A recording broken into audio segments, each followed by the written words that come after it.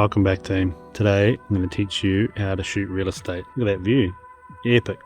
So what he said, today what I want to do is teach you guys how to shoot real estate. And I'm talking real estate like houses for sale, holiday home listings. I'm not talking architecture. Architecture photography is a whole nother genre and a whole nother field.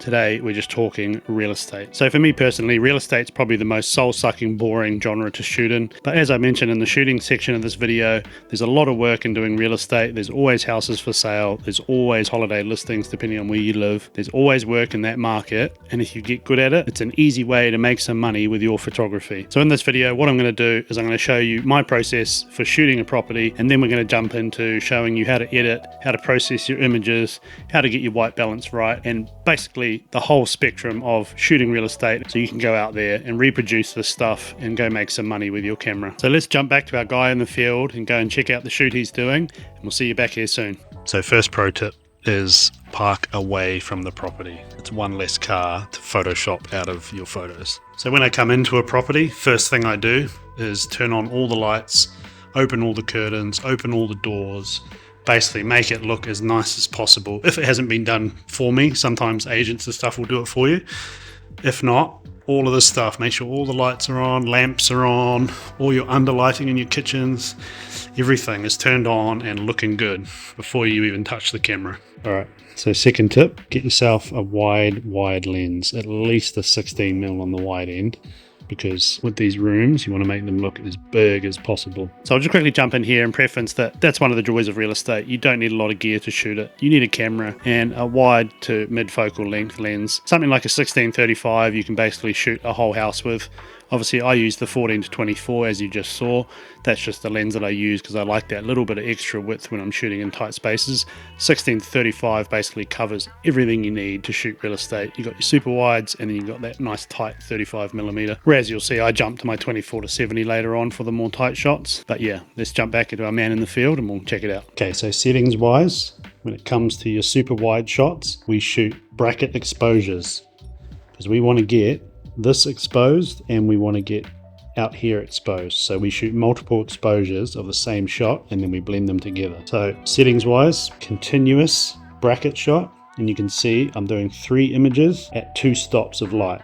So it's going to take 3 images separated by 2 stops of exposure. That way we capture all of the highlights of this at the right exposure, and then we capture all of the shadows at the right exposure, and then we blend all the images together. So bracketing. On bracketing, it's personal preference as to how many images you stack. Personally, I do 3 images at 2 stops of light. Some people do 5 images at 1 stop, or whatever you want to do. But for the camera that I use, that gives me enough data in my image to bring those shadows and highlights to where I need them to be, as we'll see in the editing portion later in this video. So yeah. With these wide shots, we shoot minimum of an f8 f-stop, and that gets everything in focus. F8 is about the minimum that you want to shoot, and I will bump it all the way up to f11 to 16 or right up to 22 if I'm doing sun stars, but that's my minimum f-stop, especially for wide shots like this. And this is how it looks. Done. Alright, so when it comes to angles, I generally shoot from each corner of each room with a wide shot or a super wide shot, and that covers my bases for each room. And then I'll do more punched in shots later and more detail stuff. But as you can see, I'm right over here, squeezed in the corner, and that way I get all of this into one frame, as you can see. While we're here, here's another thing to be mindful of that always will catch people out, and that is reflections. There we go. You see that?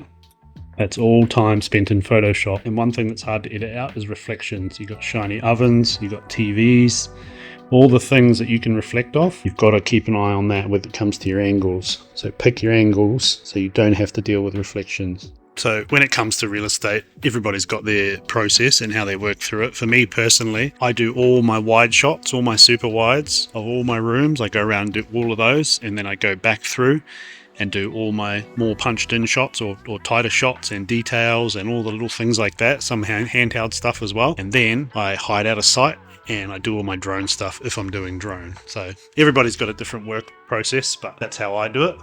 And it's just a good way to keep a mental checklist of where you're at and what you're doing. Another quick pro tip is this here. Keep your gear hidden. Remember to take your gear out of each angle that you shoot. Turn on fires, turn on anything that makes the place look presentable, kind of contradicting itself, opening the doors, but That's another tip, is open all the doors up. We want to make these houses look as big and wide open as possible. So here we have a perfect example of why the wider lens you can run, the better. And that is situations like this where you have a very small bathroom, which is very common in real estate shoots, but you want to make it look big and wide and capture as much of it as possible. So that's where that super wide lens really comes into play in small spaces. So things like this is stuff that you really want to point out with your photography. And talking on the angle subject is things like views. The fact that the buyer or the holiday rental customer could be laying in bed looking at this view. It's your job as the photographer to realize that and show that that's a possibility. So make sure you utilize views and angles and really show off the property. When I'm working with a master bedroom that has a view, I like to really point out the fact that you could be laying in bed enjoying that view, and that's where I like to do this shot, the on-bed shot. It's always a good shot to really showcase that the buyer or the holiday home customer could be laying in bed enjoying those views. So this is a situation that you'll run into with real estate, a very tight space, and then like always, especially with bathrooms, they love to put a mirror right in the only spot that you're able to shoot from. So what I often do is set up my shot and press my shutter button, which is on a kick timer, and then I get out of the shot, and then afterwards I will simply Photoshop out the camera instead of my whole body. Makes it a lot easier. This is another signature shot that I like to do on properties like this. Whether you can see that or not, if not, I'll put a photo up, but it's like a half and half shot. Half outside, half inside, especially when you've got views like this to deal with. Okay, this is the next thing to be aware of. As you can see here in this frame, shadows. There's a reason why we always shoot into the sun most of the time, and that is that. You don't want that in your shots by accident and have to Photoshop it out. So it's easier just to shoot angles where your shadows and reflections aren't in the photo. Here we go, perfect example. Note the positioning. When I look that way, no reflection in that window. That way, no reflection in that window. I'm in here where there's no reflection. So you're always watching for your reflections, because that's just more time spent in post having to edit everything out. Okay, so the next pro tip when it comes to real estate photography is your verticals. You get distortion in your images when you shoot with a lens this wide. So getting your verticals right, in other words, the vertical lines being straight up and down, is key. So the better you can get it in camera, like this is my shot, already pretty straight, the less correcting I have to do in post. I always correct them in post regardless, but the closer you get it in camera, the easier it's going to be. So this is another shot that I like to do. I call this the look through shot. As you can see, I'm shooting quite tight, almost 70mm. Open up the f-stop a little bit, and I'm sort of looking through the property and out to the view. And it really just shows what they're going to be looking at out the window of the property. As you can see, you can bring it right back, give it a bit of depth, so you're really looking through things. Really just shows how nice the views are. Not all houses have nice views like this, but when they do, you've got to make the most of it. Okay, so next pro tip is that there. Bins and stuff that you can move them out of your shot if you can, and it just saves more time in post. So when it comes to my outside shots, I like to do a bit of a tighter view. As you can see, there's construction stuff around this one, and I'm going to do drones of this one as well. So I'll do the wider shots with the drone, and then the outside here, the camera, I'll just do a bit tighter. Alright, so what I'll usually do before I do drone shots, if I am doing drone, is I'll walk around with my camera and I'll do what I call detail shots. So most of the time it's wide open, 2.8 or whatever your lens is, and just handheld, and I'm just looking for little details and little angles that sort of make the place look good. So sometimes I'll do shots like this, looking through quite tight on whether it's bedding stuff or whatever the detail might be. I just walk around and just sort of find what I can and shoot that handheld, and like I said, wide open, so quite a lot of depth and sort of a bit more of a creative look shot. And with those shots, I'm not shooting bracket shots, I'm just shooting normal photos, single frames, and just sort of capturing bit more of the essence of the property and the details and all the little things, you know. Alright, so one other quick thing I wanted to run over while we're here, and I'll run over this more in the editing portion of this video, and that is white balance. So that's where a lot of people go wrong with real estate. They can't get their white balance right. In this situation, we've got a nice open plan house. that has good lighting. It's pretty consistent, but not all houses are like this. So I run auto white balance, and then I usually just take the warmth out. It's always too warm, so I drop some warmth out. Obviously we're shooting raw, so we can change the white balance after the fact. But yeah, I'll run over this more in the editing portion and show you how I do it. But the main way I do it is auto white balance, and then I usually drop a couple of stops of warmth out of it to get the whites looking like that. You know, whites look white, they don't look yellow. So you've got to get your white balance right so it looks like how it actually looks in real life. So our next pro tip, if you're doing drone images of the property, remember, do them from inside the property. And remember, don't close the property up and leave and then go, oh, I need drone shots. Because just like with your actual photos, you want these drone shots with the house all open and lights on and looking glorious. So do your drone shots with the house all still open and just how it was when you shot it with your camera. Alright, so the last little pro tip is do a little mental checklist when you're done, or when you think you're done. Just take 5 seconds to think about, have I got all the shots I need? Have I covered all the angles? Have I covered all the rooms? And, you know, if you don't have a physical checklist, then just think it through. Take 5 minutes to think about it, because it's always the shot you didn't get that the client will want. So yeah, just take your time, cover all your angles, make the place look good. Alright, so I'm just leaving that job. The main thing I want to preference with real estate photography is speed. So you've got to have your process. You've got to be able to get in, shoot a house quick. Have a process you work through, get it done. There's not a lot of money in real estate, but there's a lot of work in it. So if you have a process, you can shoot it fast. You can either use a remote editor or get the editing done quick. Then it's easy to make money, especially if you offer a good product and your images make places stand out. The quicker your process, the quicker you shoot them, the more money you make.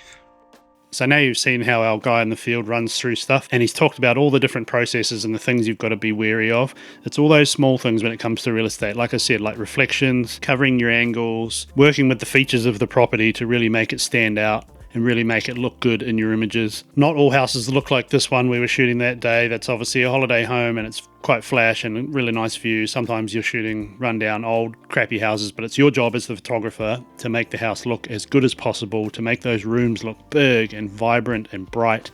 And we'll see in the editing portion how I do that. So let's jump over to the laptop and I'll show you how I edit through these real estate images. Alright, so on the editing side of things, this is where you're going to spend a lot of time if you're editing your own images. If you're shooting real estate at scale and you're doing quite a lot of shoots, I recommend using an offshore editor or a remote editor. It's worth the $20 or $30 per shoot that you're going to pay to have someone else edit your images, because as you'll see, there's a lot of time spent masking and getting things right when you can send it away overnight and have it back the next day to deliver to your client. But if you're just doing the odd real estate shoot here and there, it's save yourself some money, edit it yourself, and it's a great thing to learn as well. So let's jump in and I'll show you how I process real estate images. Alright, so here we are in Lightroom. As you'll see, we've got all of our images from the shoot along the bottom here, and as you can see, there's 3 exposures for each scene. So as you'll see, you've got a darker exposure to capture the highlights of the outside.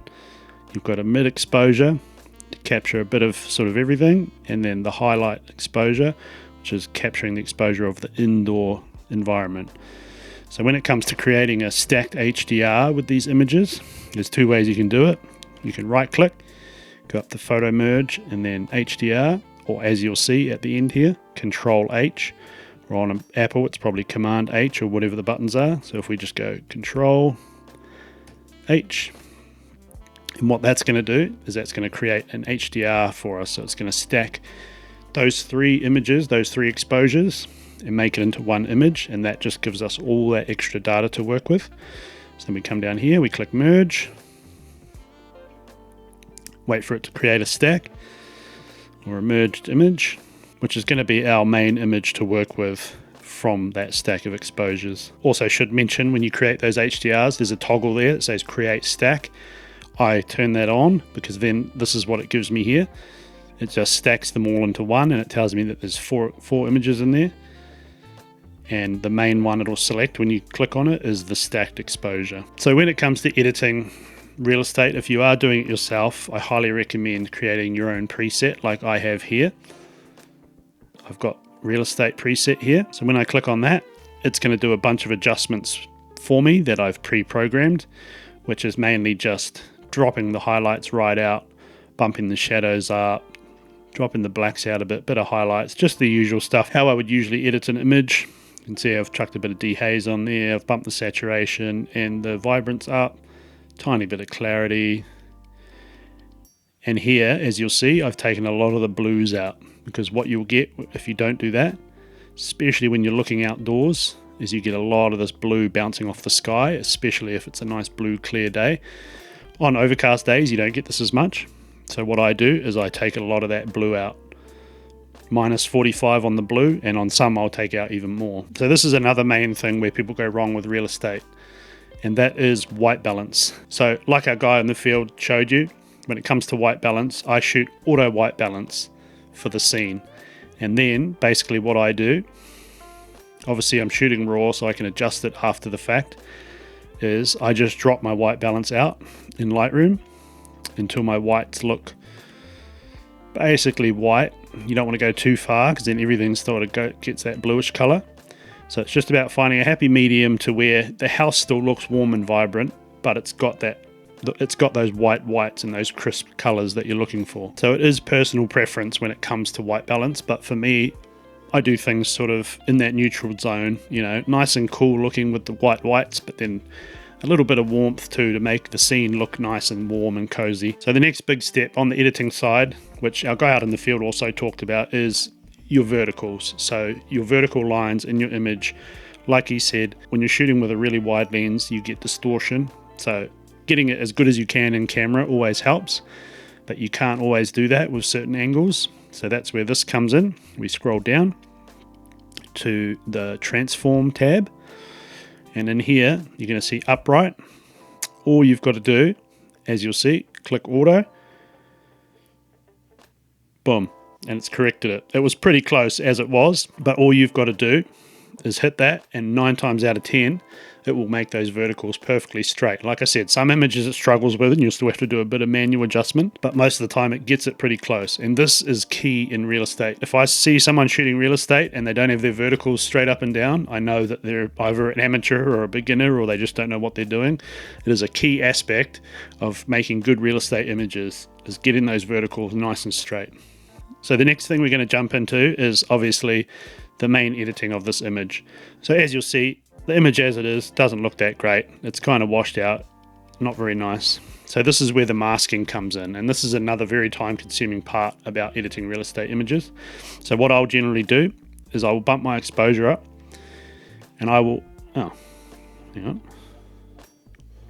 do that again. Not used to doing it without my mouse. So what I'll generally do is first I'll bump my exposure up to where the inside of the house is exposed to where I like it.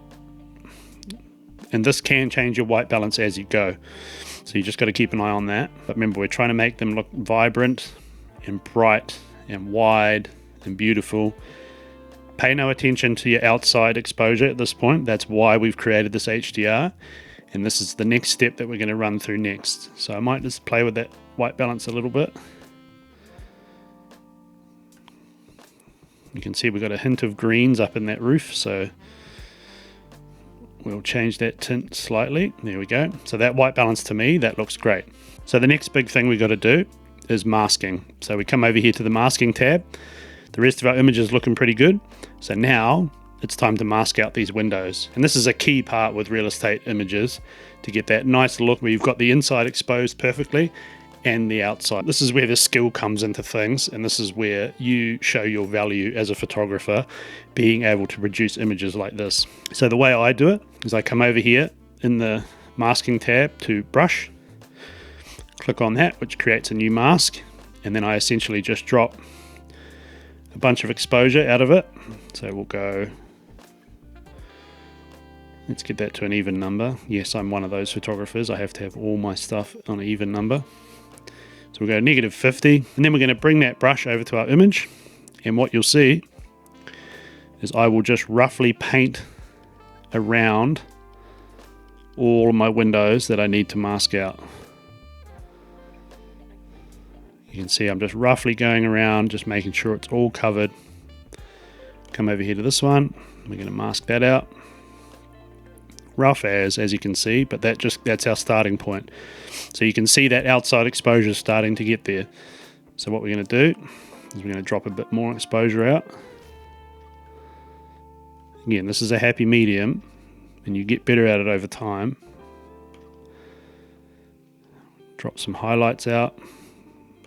You don't want to go too far because you still want it to seem semi-realistic as it would look to the naked eye. So quite often your outside exposure will be quite cool after you've adjusted your white balance.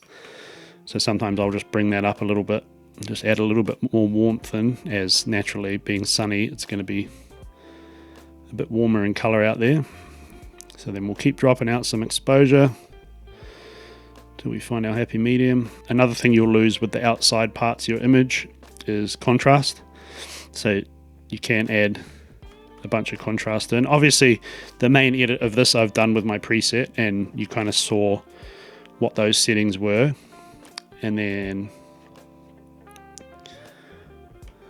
then often I'll just add a bit more stuff into the outdoor exposure part.